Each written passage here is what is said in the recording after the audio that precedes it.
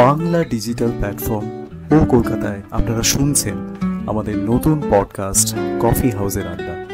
এখন থেকে গল্প, কবিতা ও ছোটদের বিভাগের পাশাপাশি আমরা নিয়ে আসবো দেশ বিদেশে ছড়িয়ে থাকা বিভিন্ন বাঙালির গল্প।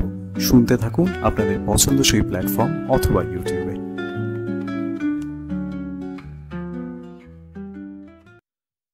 নমস্কার বন্ধুরা, কফি হাউসের আড্ডায় আপনাদের সবাইকে স্বাগত। আমি অভিদীপ। আমাদের আজকের আড্ডাটা অনেকটাই হোম গ্রাউন্ডের আড্ডা। যিনি এসছেন তিনি আমাদের ও কলকাতা পরিবারেরই একজন সদস্য। আমাদের সাথে আছেন আজকে সমর্পিতা ঘটক। সমর্পিতাদি, ওয়েলকাম টু কফি হাউসের আড্ডা। ধন্যবাদ অভিদীপ, খুব ভালো লাগছে তোমার সঙ্গে দেখা হলো এবং এই আড্ডা তো আমরা শুনি বাড়িতে বসে, আজকে নিজে আড্ডা দিচ্ছি, দারুণ অভিজ্ঞতা। তো সমর্পিতাদির সাথে আমরা অনেক কিছু নিয়ে কথা বলবো, অনেক আড্ডা মারবো, ওনার লেখালেখির জার্নি সব কিছু নিয়ে জানতে পারবো। তার আগে আপনাদের একটা ছোট্ট অনুরোধ, আপনারা যারা শুনছেন আমাদের পডকাস্ট অথচ হয়তো এখনও আমাদের চ্যানেলটা সাবস্ক্রাইব করেননি, প্লিজ একটু আমাদের চ্যানেলটা সাবস্ক্রাইব করুন। আমাদের এপিসোডগুলো ভালো লাগলে শেয়ার করুন, লাইক করুন, আমরা আরও ভালো কাজ করার উৎসাহ পাবো। তো ব্যাক টু আড্ডা। তো সমর্পিতাদি, হ্যাঁ, তোমার লেখালেখির জার্নি মোটামুটি আমরা ও কলকাতা টিমে যারা সদস্য আমরা অনেকটাই দেখেছি। তুমি তো আমাদের সাথে খুব অ্যাক্টিভলি যুক্ত। তো তোমার লেখা নিয়ে গত বছর আমাদের অডিও স্টোরি হয়েছে, আমাদের সাইটেও বেরিয়েছে তোমার লেখা। তুমি কবিতা, গদ্য দুটো দিকেই আছো, দুদিকেই লেখালেখি করো। তো তোমার মানে নিজেকে যদি জিজ্ঞেস করি, তোমার নিজের এক্সপ্রেশনের জায়গা থেকে বা তোমার ভালো লাগা জায়গা থেকে তুমি কোনটাকে এগিয়ে রাখবে, মানে গদ্য না পদ্য? এটা এক কথায় বলা খুব মুশকিল। হ্যাঁ, গদ্য দিয়ে লেখা শুরু, মানে রোজের যে জীবন বা এই ধরো ও কলকাতাতে যে সিনেমা নিয়ে লিখেছি, ভ্রমণ নিয়ে লিখেছি, বা মুক্ত গদ্য, ব্যক্তিগত গদ্য যেগুলো লিখেছি সেগুলো তো গদ্য দিয়ে এইভাবেই শুরু হয়েছে এবং সেগুলো খুব অনায়াসে চলে আসে, মানে এইটা নিয়ে লিখবো ভেবে লেখা হয়ে যায়। একটু ইন্টারাপ্ট করছি তোমার এই লেখালেখি জার্নিটা শুরু মানে কোন বয়স থেকে প্রথম লেখা শুরু করেছিলে? লেখা শুরু মানে ওই বাংলা নিয়ে আমি পরবর্তীকালে বাংলা নিয়ে পড়িনি, কিন্তু বাংলা, ইংরেজি এইগুলো পড়তে ভালো লাগতো এবং সাহিত্যের ব্যাপার যেহেতু একটু বাড়িতে আছে, সাহিত্য, নাটক এইগুলো বাড়িতে যেহেতু চর্চা আছে, আমি নিজেও ঠিক বুঝিনি। তবে আমার মনে আছে ক্লাস 10 আমি আমার এক দাদু মারা যাওয়ার পর চিঠি লিখেছিলাম। সেই চিঠিটা আমার মাধ্যমিকের সময় বলে আমি যেতে পারিনি, সেই চিঠিটা স্মরণসভায় বাবা পড়েছিলেন এবং সেই চিঠিটা ওখান যারা এই সাহিত্যের লোকজন আছেন সেই চিঠিটা বাড়িতে নিয়ে চলে গেছিলেন। আমি সেই চিঠিটা ফেরত পাইনি। চিঠিটা নাকি খুব ভালো হয়েছিল, কিন্তু আমি খুব ভালো হয়েছিল বা বাড়ির কেউ যে খুব ভালো লিখেছ বলেছিল সেইভাবে সেরকম নয়। তো আমি তখন আমার মনে হয়েছিল আমি কি তাহলে লিখতে পারি, তাও আমি কোনোদিন ভাবিনি সেইভাবে। তারপর আমি 11 একটি গল্প লিখি, গল্প লেখার প্রতিযোগিতা হয়েছিল ক্লাসে। তো আমি লবণহাট বিদ্যাপীঠেই পড়তাম, ওখানে আমাকে উৎসাহ দেওয়া হয় এবং মানে ওখানে আমি কিছু একটা পুরস্কার পাই, দ্বিতীয় বা এরকম কিছু, দ্বিতীয় মনে হচ্ছে, দ্বিতীয় বা তৃতীয় আমার মনে নেই, মনে হচ্ছে দ্বিতীয় পুরস্কার পাই এবং নীরেন্দ্রনাথ চক্রবর্তীর কবিতার বই পাই। তো সেইটা বইয়ের মধ্যে লেখা ছিল, এইটা আমার খুব মনে হলো যে বাবা আমি গল্প লিখতে পারি, এরকম মনে হয়েছিল। তারপর এবং ওই নীরেন্দ্রনাথ চক্রবর্তী এত সহজ ভাষায় গভীর কথা বলেন কবিতায়, তো আমার কবিতার প্রতি একটা আগ্রহ ওখান থেকে তৈরি হয়। আর গদ্য দিয়েই লেখা শুরু। তারপরে আমাদের জীবনে অনেক বছর পরই হঠাৎ করে ফেসবুক এসে যাওয়ার ফলে কি গদ্য লেখা এবং এই যে ভালো বলা বা করা, এখান এই মানে একজন লেখা চাইছেন, আবার আরেকজন লেখা চাইছেন, এই করে করে লেখা। কিছু মনে হলে রাজনীতি, সমাজ, আমি সব নিয়েই লিখেছি নির্দ্বিধায়। কিন্তু কবিতা ব্যাপারটা একটা অন্যরকম ব্যাপার হয়ে গেছে, জানো। কবিতা আমি কোনোদিন আগে সেরকমভাবে লিখিনি, লিখেছি হয়তো বা বুঝিনি ওগুলো কবিতা বলে, লিখে রেখেছি 2-1 লাইন। কবিতা ব্যাপারটা মাঝ রাতেও হঠাৎ করে এসে যায়, একটা লাইন হঠাৎ করে চলে এলো এবং পরে এরকম আমি আলিস্যি নিয়ে করেছি যে আচ্ছা পরে সকালবেলা তো লিখে রাখবো, সেই লাইন কিন্তু আমি আর পরে ফিরে পাইনি, মনেই পড়েনি আমার সেই লাইন। হঠাৎ এখন তারপর থেকে আমি কি করেছি, ওটা আমি লিখে রেখেছি। এরকম হয়েছে তোমার সাথে মাঝরাতে? হ্যাঁ হ্যাঁ হ্যাঁ হ্যাঁ, মাঝরাতে হয়ে আমি মোবাইল এখন জন্য পাশে রেখে শুই, মানে একদম পাশে না হলেও কাছে, যাতে আমি চট করে উঠে লাইনটা লিখে নিই। বহুদিন হয়েছে এটা, কিন্তু আগে আমার কোনোদিনই এরকম হয়নি। মানে যখন আমি গদ্য লিখছি, আনন্দবাজারে লিখেছি বা অন্যান্য এরকম পত্রিকায় লিখেছি, তখন আমি বেশ বড়, কলেজ পাস করে গেছি, আমার বিয়ে হয়ে গেছে, তখনও কিন্তু আমার মনে হয়নি যে আমি কবিতা লিখতে পারি। কোনো ভালো লাইন হলে ওটা গদ্যের মধ্যেই ঢুকে গেছে, কিন্তু এমন একটা অদ্ভুত লাইন হয়েছে, সারাদিন সেই রকম কোনো ঘটনা ঘটেনি, হঠাৎ সেরকম লাইন আমার মাথায় এসেছে। তখন আমার মনে হয়েছে এটা একটা অন্যরকম তাড়না। আর বিশেষ করে আমি দেখেছি কোনো শোক, পীড়া বা দুঃখের সময় না কবিতা খুব মানে ওইভাবে এসে গেছে লাইন, বা জন্ম নিয়েছে কবিতা। তো কবিতার আমার মনে হয়েছে যে একটা নিজস্ব যাত্রাপথ, যে কথা বলবো বলে ভাবিনি সেই কথাই হয়তো কবিতায় বলা যায়।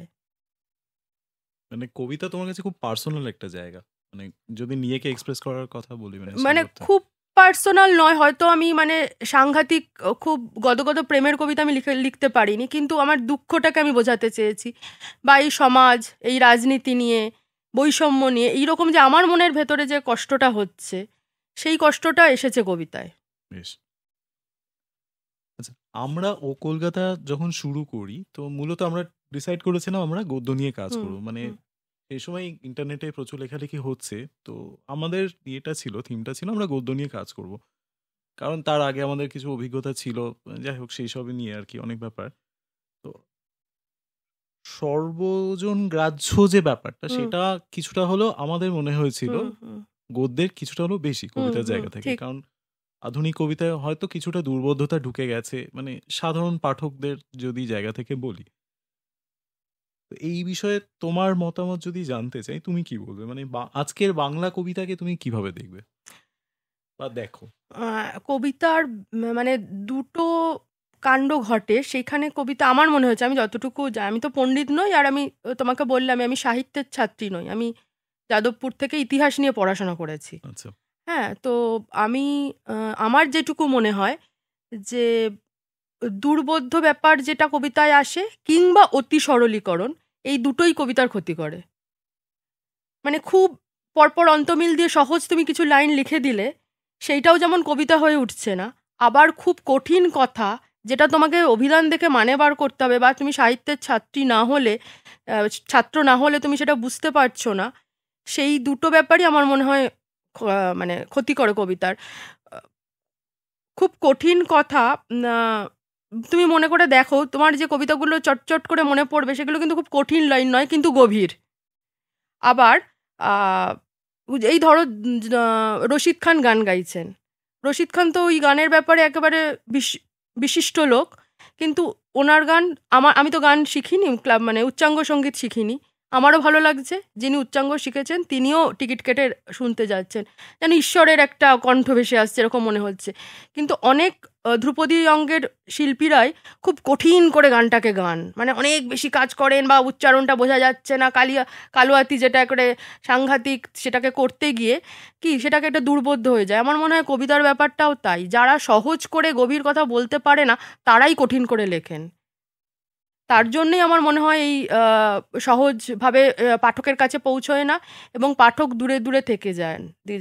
জয় গোস্বামী থেকে কিন্তু পাঠক দূরে থাকেননি। নিশ্চয়ই। আমি একটা মানে এরকম উদাহরণ দিলাম। বা রবীন্দ্রনাথের কবিতাও কত গভীর কথাই তো বলা আছে, সে কিন্তু সহজ করে উনি বলেছেন বলে কেউ বলবে না। বা গানগুলোও এখন কবিতার মতো যদি আমরা পড়ি, একেবারেই সবসময় আমরা প্রতিদিন সেটাকে আত্মস্থ করতে পারছি, কিন্তু যে কথাগুলো খুব কঠিন করে বলার চেষ্টা করা হয়েছে, কিছু অজানা কথা বলে দেওয়া হয়েছে, এবং তুমি সেটার মধ্যে রসও গ্রহণ করতে পারছো না, তোমার ভাষাটাও ভালো লাগছে না, সেই তখনই দুর্বোধ্যতার তকমাটা পড়ে গেছে কবিতার কাছে, এবং পাঠক দূরে সরে ফ্রি গেছে। ফ্লোয়িং হয়তো নয় সেই নয়, ব্যাপারটা। আমার মনে হয় যে সহজ করতে হবে এবং সেটা গভীর হবে, খুব হালকাও নয়, হালকা রসের হয়ে যাচ্ছে না একবারে, এই অন্তমিল বা ইয়ে হচ্ছে না, আবার অন্তমিল কবিতাও খুব গভীর হতে, মানে তোমার ওই টেকনিকটা এবং কবিতার ভেতরে ঢোকার পদ্ধতিটাকে নিজেই সহজ করে সবার কাছে উপস্থাপনা করতে হবে, কিন্তু তার মধ্যে গভীরতা থাকবে। কয়েক মাস আগে মানে হুম কলকাতা শহরে তো একটা মর্মান্তিক ঘটনা ঘটে গেল, সেটা নিয়ে আর কি বেশ তোলপাড় সবাই মানে হয়েছে, আমাদের শহরে নানা রকম আন্দোলন হয়েছে, শহর বা শহরাঞ্চলেও হয়েছে। তুমি খুব অ্যাক্টিভলি যুক্ত ছিলে, বিভিন্ন রকম ইয়েতে ছিলে তুমি, প্রতিবাদের হুম মিছিল ছিলে, বিভিন্ন রকম ভাবে তুমি অ্যাক্টিভলি পার্টিসিপেট করেছো। একজন সাহিত্যিক বা একজন শিল্পী হিসাবে মানে দায়বদ্ধতার জায়গা থেকে যদি জিজ্ঞেস করি, তোমার কি মনে হয় এই বিষয়টা নিয়ে? মানে এটা নিয়ে অনেকে অনেক রকম মত পোষণ করেছেন, আমি বিভিন্ন আর্টিস্টকে বলতে শুরু করেছি সবাইকে সব ব্যাপারে বলতেই হবে তার তো মানে হ্যাঁ নেই। হ্যাঁ, ঠিক ঠিক। তো সেরকমই আর কি, মানে তোমার ভিউটা যদি আমরা জিজ্ঞেস করি। আমি প্রথমে তোমাকে বলে রাখি যে আমি একদম আর 5 জনের মতো শুধু প্রতিবাদ মিছিলে বা কোনো সভায় হয়তো গেছি। মানে আমি কোনো সংস্থার সঙ্গে যুক্ত নেই, কেউ আমাকে চেনেনও না। আমার নিজের তাগিদ থেকে আমি অ্যাজ অ্যান গেছি। ইন্ডিভিজুয়াল হ্যাঁ, অ্যাজ অ্যান ইন্ডিভিজুয়াল আমার নিজের তাগিদ থেকে আমি যা মনে হয়েছে, আমি ঘরে থাকতে পারিনি সেই সময়ে আমি গেছি। আমার আর কোনো সেরকম ভূমিকা নেই, কিন্তু আমি লিখেছি বা কিছু শেয়ার করেছি, সেখান থেকেই অনেকেরই মনে হতে পারে যে হয়তো আছে। কিন্তু আমার আসলে কি মনে হয় বলো তো, কোনো কিছু ঘটলে সমবেত প্রতিবাদ হওয়া দরকার, দলমত নির্বিশেষে।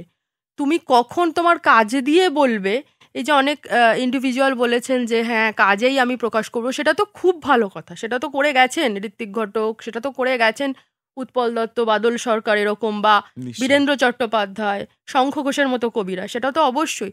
কিন্তু আমার তাৎক্ষণিক প্রতিক্রিয়া কি হবে? আমি তখন কি কবিতা লিখতে পারছি? আমার তখন মনে হচ্ছে রাস্তায় নেমে কিছু একটু হাঁটি, একটু চিৎকার করি। এইখান থেকেই আমার মনে হয় যে এই দায়বদ্ধতাটা থাকা দরকার। আর আমার বাড়ির পরিবেশ তুমি যদি জানো, কিছুটা বুঝলেও, যে আমার বাড়িতে মানে রাজনীতি, সমাজ এইসব নিয়ে খুব আলোচনা করা হয়। বাবা মার সঙ্গে আমার এই কথাগুলো ছোটবেলা থেকেই হয়। আমার মনে আছে বাবরি মসজিদ ভাঙার সময় থেকে, আমি তখন খুবই ছোট, সেই সময় থেকে এইসব আলোচনাগুলো বাড়িতে হয় এবং আমি শুনি, শিখি। তারপরে রবীন্দ্রনাথ, নজরুলের কথা বলা হয়, তারা কীরকম কী প্রতিবাদ করে গেছেন তুমিও জানো, আমিও জানি। মানে আমাদের তো রবীন্দ্রনাথের উদাহরণ কথায় বলায় সর্বক্ষেত্রে চলে আসে। তো দেশের মানুষের প্রতি অন্যায় অবিচারের ক্ষেত্রে তার ভূমিকা আমাদের সকল বিপদে সংকটে দিক নির্দেশ করে। এবং নজরুল ইসলাম বৈষম্যে এবং সাম্প্রদায়িকতার সময়, এই কোনো রাজনীতি বা কোনো রাজনৈতিক দলের ঘটনা হিসেবে না, একটা মেয়ে বা মানুষ হিসেবে আমি কষ্ট পেয়েছি। এবং আমার মনে হয় যে স্বতঃস্ফূর্ত প্রতিবাদটা তোমার ভেতর থেকে হ্যাঁ এসেছে, হ্যাঁ তুমি হ্যাঁ সেইভাবে হ্যাঁ, মানে সেই এগিয়ে হিসেবেই গেছো। আমি গেছি কোনো জমায়েতে বা মিছিলে।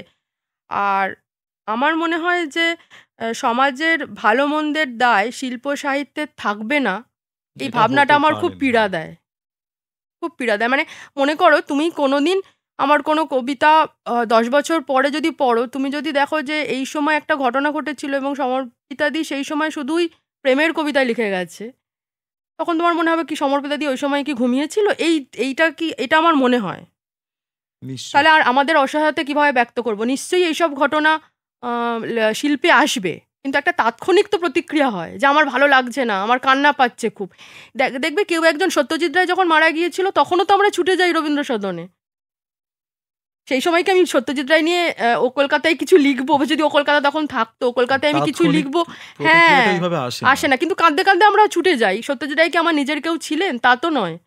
এই রবীন্দ্রনাথ মারা যেতেও এইরকম, যে আমরা শুনেছি পাগলের মতো লোক হয়ে গিয়েছিল বা পড়েছি। এই তাৎক্ষণিক কিছু একটা কষ্ট পীড়া দেয়, সেইখান থেকে আর এরকম অমানবিক ঘটনা ঘটলে তার প্রতিক্রিয়াটা স্বাভাবিকভাবে হয়ে আসে। হ্যাঁ, সিনেমা নিয়ে তোমার একটা অবসেশন আছে, হুম, তুমি লেখালেখি করেছো প্রচুর সিনেমা ঠিক নিয়ে, ঠিক, সিনেমা নাটক নিয়েও তোমার একটা আগ্রহের জায়গা ডেফিনেটলি আছে। একদম একদম। তো তোমার প্রিয় সিনেমা বা নাটক নিয়ে কিছু বলবে আমাদের? হুম হুম হুম। প্রিয় সিনেমা তো একটা ওইরকম ভাবে বলাই একটা যাবে তো না। হ্যাঁ হয় না। হ্যাঁ হ্যাঁ, তবু তুমি এটা আমার খুব পছন্দের বিষয় বলে বলেছো। আর আমি ও কলকাতায় দীর্ঘদিন এবং অন্যান্য পত্রপত্রিকাতে আমি সিনেমা নিয়ে লিখেছি। আর নাটক ব্যাপারটা হচ্ছে, নাটক আমার বাড়িতে বাবা অভিনয় করতেন, বাবা নাটক লিখেছেন বা নাটক অনুবাদ করেছেন, এবং নাটকের প্রতি একটা, নাটকের দলের মানুষরা আমাদের বাড়িতে রাতে এসে থেকেছে, আমার একটা আগ্রহ জন্মেছে। কিন্তু যে আমি অভিনয় করব বা আমি মঞ্চে আমাকে দেখতে চাই, এই ব্যাপারটা খুব আসেনি। কারণ আমি সবসময় না খুব সামনের শিল্পকে দেখে খুব মুগ্ধ হয়ে গেছি, নিজেকে নিয়ে হয়তো অত সিরিয়াস হইনি। কিন্তু নাটক আমার ওই যে লাইভ পারফরমেন্স হয়, তার যে একটা রিয়াকশান আসে সঙ্গে সঙ্গে, এই ব্যাপারটা খুব ভালো লাগে। আর অভিদীপ, তুমি বললে বিশ্বাস করবে না, এটা আমি কোথাও হয়তো লিখিও নি, একটা প্রেক্ষাগৃহে গিয়ে নাটকের বিশেষ করে একটা গন্ধ হয়, নাটকের গন্ধ মানে হয়? প্রেক্ষাগৃহের একটা গন্ধ হয়, ওই গন্ধটা না আমার মনকে খুব ভালো করে দেয়। বাহ! মানে রবীন্দ্র সদনের একটা গন্ধ আছে, মধুসূদন মঞ্চের একটা গন্ধ আছে। আলো নিভে যায়, পর্দা উঠবে, তার আগে না আমি ওই ভাইবটা, মানে আমি খুব কথাও বলি না, আমি ফোন টোন অফ করে আমি চুপ করে বসে থাকি। ওই যে একটা এই লোক কথা বলছিল, আলো নিভে গেল। সিনেমায় কি হয়, ফোন আসে, মানুষ ফোন ধরে, নাটকে তো ওটা করা যায় না। সিনেমার ক্ষেত্রেও আমি করি না, কিন্তু সিনেমায় অনেকেই করেন, উঠে গিয়ে আবার কথা বলে আসেন। নাটকেদের সেটা সম্ভবই নয়। আর নাটকের ওই যে একটা একদম চুপ হয়ে গেল, তারপর একটা অন্য জগতে নিয়ে যাচ্ছে, এবং সেই অভিনেতারা সরাসরি গান গাইছেন, লাইভ অভিনয় করছেন, মানুষ হাততালি দিচ্ছে। এই বোধহয় একটা হিউম্যান কানেকশন। হ্যাঁ হ্যাঁ, ঠিক বলেছো। হ্যাঁ, এটা সরাসরি হয় বলে এই উন্মাদনাটা আমার ভালো লাগে। আর সিনেমার প্রতি প্রেম আমার ছোট থেকেই। আমার মনে হয় যে ভালো ছবি কোনো উৎকৃষ্ট গল্প, উপন্যাস বা কবিতার থেকে কম কিছু নয়। অনেকে সিনেমাকে খাটো করে দেখা হয়, সিনেমায় অভিনয় করতে গিয়ে নামা বলা হয়, সিনেমায় নেমেছেন, হ্যাঁ, অভিনয় করতে নেমেছেন, কিন্তু আমার কখনো এটাকে খাটো বলে মনে হয়নি। তুমি চার্লি চ্যাপলিনের কোনো কাজ এখন এখনই তুমি বললে প্রিয় ছবির একটা কথা, আমার মনে হচ্ছে মডার্ন টাইমস বলো বা দ্য গ্রেট ডিক্টেটর, এইটাকে তুমি কিভাবে বর্ণনা করবে, কিভাবে মাপবে? একজন সম্ভবই না। একজন অভিনেতা, তিনি বেঁটে, তিনি দেখতে এমন কিছু নন, তিনি লার্জার দ্যান লাইফ কিছু করছেন না পর্দায়, তিনি অসফল হচ্ছেন, তিনি ব্যর্থ হচ্ছেন, তিনি চরম বিনোদনের উপাদান সাজিয়ে দিচ্ছেন, কিন্তু সমাজ সচেতনও করে যাচ্ছেন সামগ্রিকভাবে। এইটা কি করে সম্ভব বলো তো? দিনের পর সব, হ্যাঁ, সবেতে স্ট্রং মেসেজ, মানে ভালোর জয় হবে, স্বৈরাচারের পতন হবে, কলকারখানা থাকার বিপদ থাকলে মানুষের কাজ যাবে, মানুষকে কিভাবে কাজে ফিরিয়ে আনতে হবে, ধর্মঘট উঠে যাবে, লড়তে হবে মানুষকে। অথচ প্রেম, একজন নায়িকা আসছে যে একজন ওই রকম অসফল, পড়ে যাচ্ছে, প্যান্ট জামা ঠিক থাকছে না, তাকে ভালোবেসে ফেলছে। এই ব্যাপারটাকে আমার মানে একটা এরকম ম্যাজিক বা জাদুর মতো মনে হতো। মানে চ্যাপলিন কথা বললেই আমার মনে হয় সব উদাহরণ দিয়ে দেওয়া যাবে সিনেমার ক্ষেত্রে, যে উনি এত বছর ধরেও এইরকমভাবে প্রবাদ প্রতিম। এই বাবা প্রথমে বলেছিল যে চার্লি চ্যাপলিন দেখো, সাউন্ড অফ মিউজিক দেখো, সেই আমার ঘোর শুরু হয়। হ্যাঁ, মানে হ্যাঁ, যেটা মনে পড়লো, সত্যজিৎ রায়, মৃণাল সেন বা ঋত্বিক ঘটক, এরা 3 মহিরুহ এক সময় কাজ করেছেন। এটা ভাবলেও গায়ে কাটা দেয় না, বলো? অবশ্যই, মানে গোল্ডেন পিরিয়ড এমনি বলো তুমি। এই সময় মঞ্চে অজিতেশ, উৎপল দত্ত, সৌম্যমিত্র কাজ করছেন, এই সময় এরা কাজ করছেন। এই মাধ্যমের প্রতি আকর্ষণ হবে না? নিশ্চয়ই। তুমি এখনো অ্যাক্টিভলি মানে থিয়েটার দেখো মোটামুটি? হ্যাঁ হ্যাঁ হ্যাঁ হ্যাঁ হ্যাঁ হ্যাঁ। আচ্ছা, এখানে একটু জানিয়ে রাখি, আমাদের আগের এপিসোডটা যারা শুনেছেন, তরুণবাবুর এপিসোডটা, তো সমর্পিতাদি কিন্তু তরুণবাবুর কন্যা। তো আমাদের ইয়েটা যারা শুনছেন আর কি এপিসোডটা, তাদের সবাইকে জানিয়ে রাখি।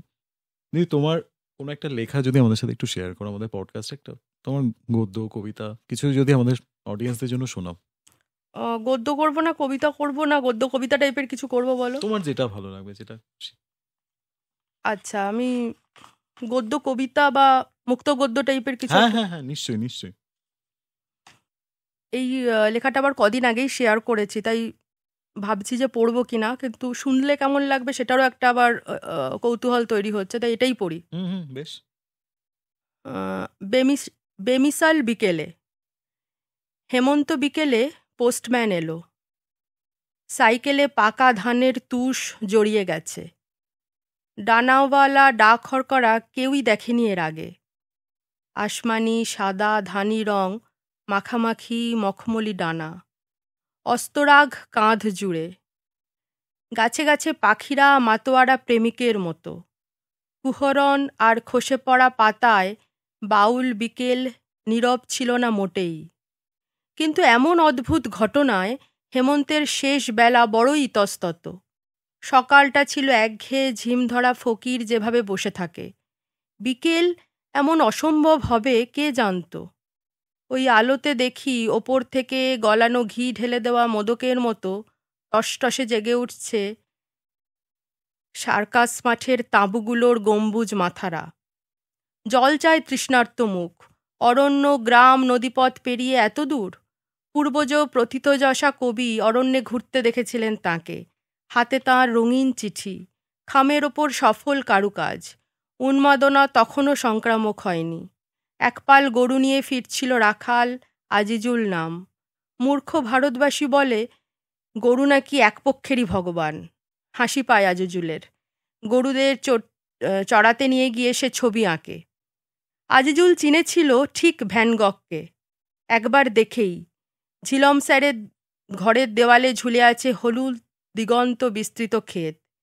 অনন্ত শস্যভূমির একটি বিন্দুতেই যে বসে থাকে আজিজুল দিনভর। বিকেল নিস্তেজ হতেই খসে পড়ে সফেদ পালক। কানের ব্যান্ডেজে সূর্য গাঢ় লাল হয়ে বসে আছে।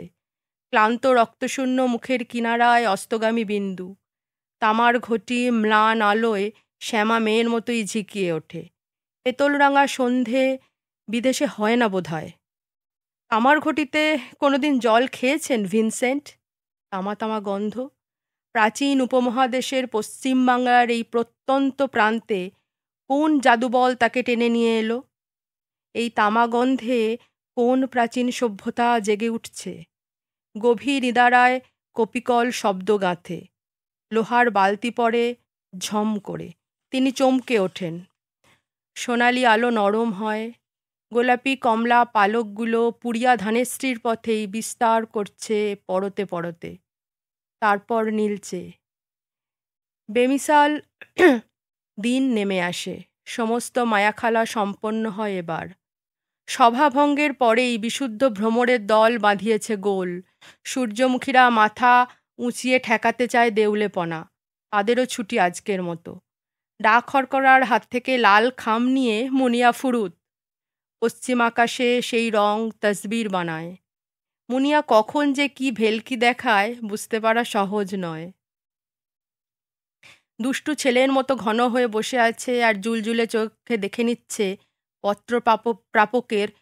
পত্রপ্রাপকের রঙ্গিলি হতচকিত মুখ।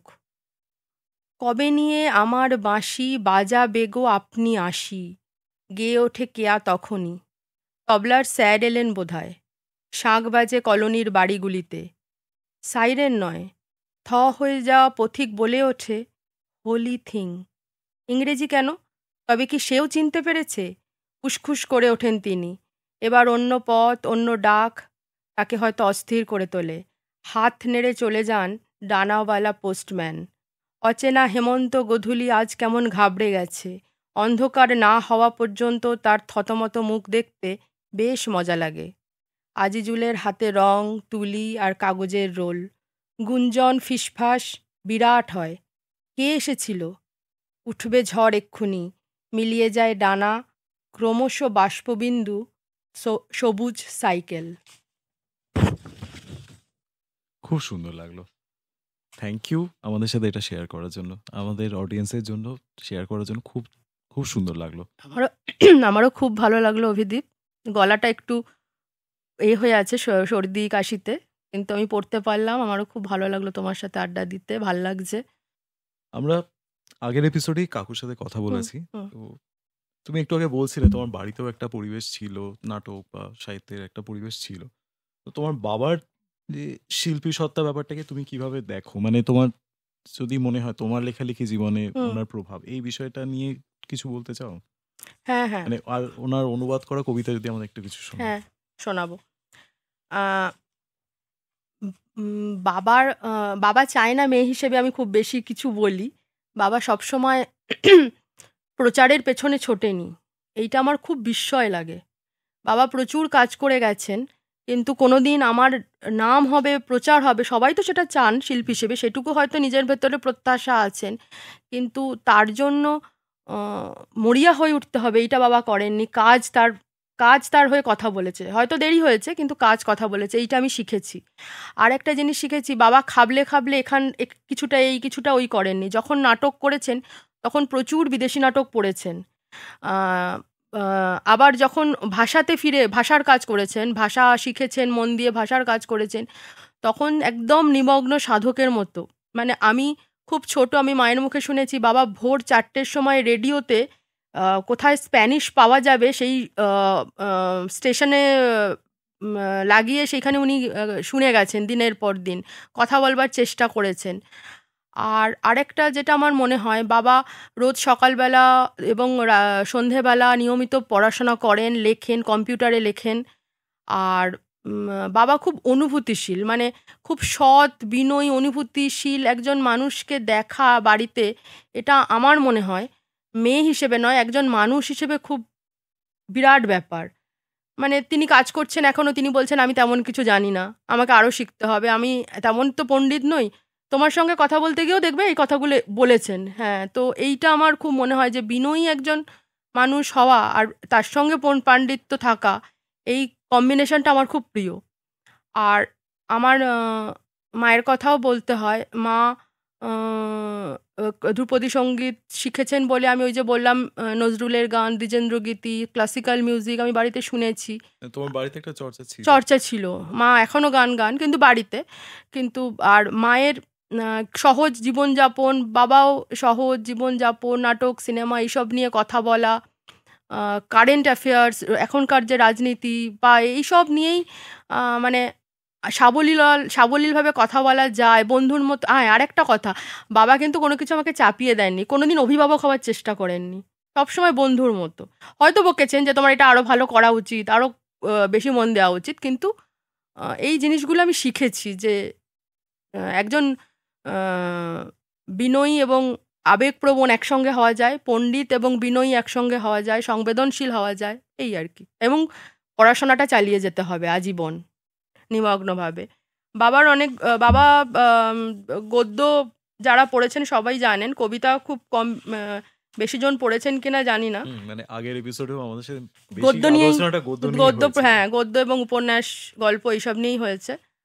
তো আমার একটা খুব প্রিয় কবিতা পেদ্রো সালিনাসের কোন পাখিরা, এইটা আমি পড়ি। নিশ্চয়ই। পেদ্রো সালিনাস 1891 থেকে 1891-তে তার জন্ম। কবিতার নাম হচ্ছে কোন পাখিরা। পাখিটা পাখির ঝাঁক, নাকি জগৎ জুড়ে বসে আছে একটিমাত্র পাখি, যে হাজার পাখায় ওড়ে আর হাজার সুরে একা একা গান গায়? মাটি আর আকাশ কি তার দর্পণ? হাওয়া কি হাওয়ার ছায়া দেখতে পায়? আর সেই মহান পাখিটার একাকিত্ব বেড়ে চলে সহস্র গুণ। তাই বলি পাখিরা, কিংবা হয়তো কোনো পাখিই নেই, আছে, এবং আছে বহুস্বর, ঐক্যবদ্ধ মারাত্মক অস্ত্র। সমুদ্র যেমন ঢেউ তোলে হাজারে হাজারে, পাখায় পাখায় ঢেউ, ঢেউয়ের পাখা, পাখার ঢেউ, চোখ খুঁজে ফেরে আর মন চায় একটি পাখির সত্য, তার অনিঃশেষ অস্তিত্ব, সেই একমাত্র সুন্দর। কি সুন্দর। আর একটা কবিতা পড়বো, অভিদীপ? হ্যাঁ হ্যাঁ, নিশ্চয়ই নিশ্চয়ই, একদম। আর একটা কবিতা পড়ি, প্রাপ্তি, লিওন ফেলিপের দুই স্পেন। দুটো স্পেন আছে, এক স্পেন সেনানীর, আরেক স্পেন কবির। ভাতৃঘাতী তরবারির এক দেশ, আরেক দেশ চারণ গানের। আছে দুই স্পেন আর একটি মাত্র গান, চারণ কবির গান এটি।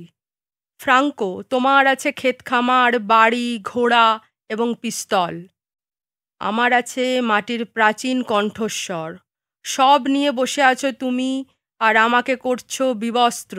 আমি নিঃস্ব হয়ে ঘুরি বিশ্বময়, কিন্তু আমি তোমাকে বোবা বানিয়ে দিয়েছি, বোবা। এবার গম তুলবে কেমন করে, কেমন করে আগুন জ্বালাবে, যদি আমি গান কেড়ে নিই? কবিতার নাম দুই স্পেন। থ্যাংক ইউ, খুব সুন্দর দুটো কবিতা আমাদের শোনালে, ধন্যবাদ। তো আমরা মোটামুটি তোমার লেখালেখির জার্নিটা নিয়ে অনেকটাই জানলাম। তো আজকে শেষ প্রশ্ন, মানে দেখো তোমার লেখক সাহিত্যিকদের সাথে আড্ডা মারতে বসলে একবার চট করে হয় না, শেষ হয় না, আমাদের তো একটা সময়ের জায়গায় থামতে হয়। তো আজকে সে মতো আমার শেষ প্রশ্ন, সেটা হচ্ছে তোমার লেখালেখি নিয়ে তোমার সামনের দিকে পরিকল্পনা কি আছে? মানে ধরো তোমার আপকামিং বই, উপন্যাস কিছু?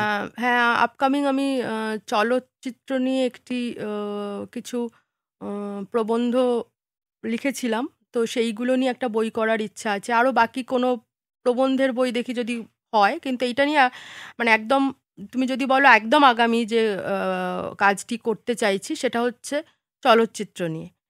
আর কবিতার বই যদি প্রকাশকরা ভয়ও পান করতে, কবিতা আমি কিন্তু লিখবই। কবিতা আমি বাড়িতে যদি কেউ নাও ছাপায় বাড়িতে বসে লিখবো, ফেসবুক আছে, আর কেউ কেউ তো কিছু না কিছু ছাপাবেনি বলো। তো কবিতাও লিখবো, প্রবন্ধও লিখবো। আগামী বইটি চলচ্চিত্র নিয়ে ইচ্ছা আছে। মোটামুটি কবে আসছে, মানে কিছু এখন প্ল্যান আছে এই মুহূর্তে? হ্যাঁ, ওটা প্রায় শেষের দিকে, হয়তো আগামী বছরের মাঝামাঝি এসে যাবে মনে হচ্ছে। যা, তোমার বই বেরোলে তোমার সাথে আমরা আরেকবার বসবো আড্ডা দিতে, তোমার বই নিয়েই কথা বলবো। অবশ্যই অভিদীপ, আমার খুব ভালো লাগবে তাহলে। ও কলকাতা তো আমাদের সত্যি সবার একটা খুব আপন জায়গা। নিশ্চয়ই, হ্যাঁ। 100 বার। আজকের মতো আমাদের এপিসোডটা এখানেই শেষ করছি। ভালো লাগলে লাইক করুন, শেয়ার করুন, আমাদের চ্যানেলটা সাবস্ক্রাইব করতে ভুলবেন না। ধন্যবাদ।